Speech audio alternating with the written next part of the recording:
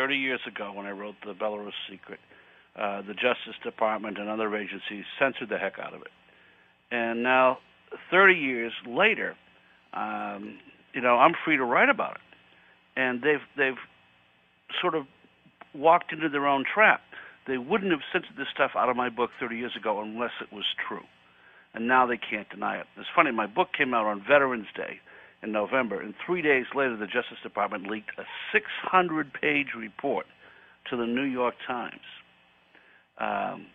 apologizing, justifying their efforts, and admitting that, in fact, the U.S. government, did recruit some Nazis, and we might have lied about some stuff to the courts.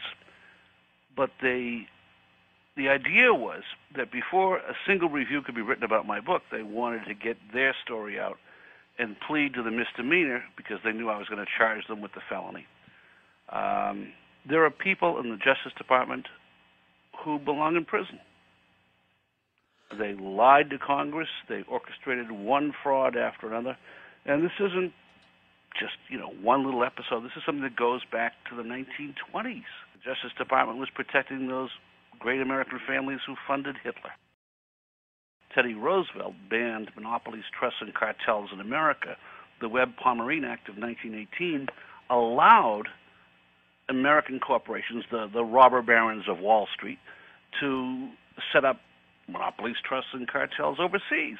So these crooked companies bought three countries.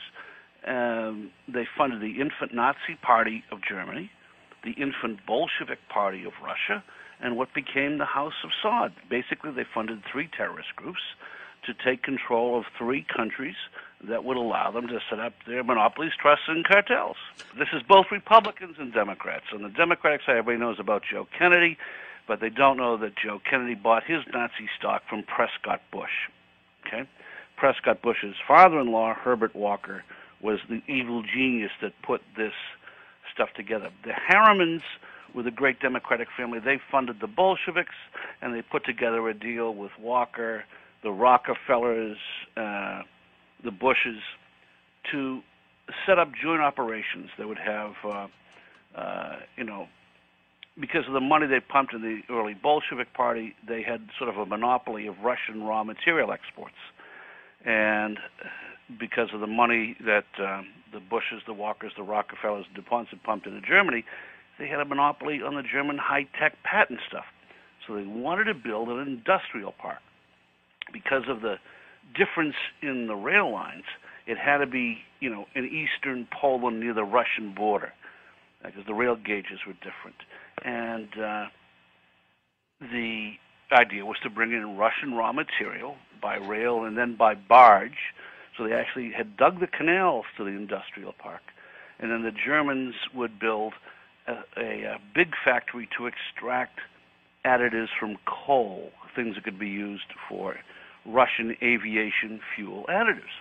Now, so they had to have a place near a big coal mine. That was the province of Silesia, on the Vistula River where the canals could be dug, and near the Russian border. So they picked the little Polish village of Auschwitz. And America's finest families helped work with the Russians to build Auschwitz as a profit center. People like Harriman claim that, oh no, we got out of it as soon as the war began. Not true. Not true.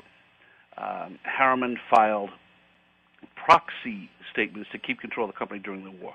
The Silesian American Coal Company was run by none other than Prescott Bush, the father of the 41st president and grandfather of 43. These were despicable people. They made a profit on both sides of World War II.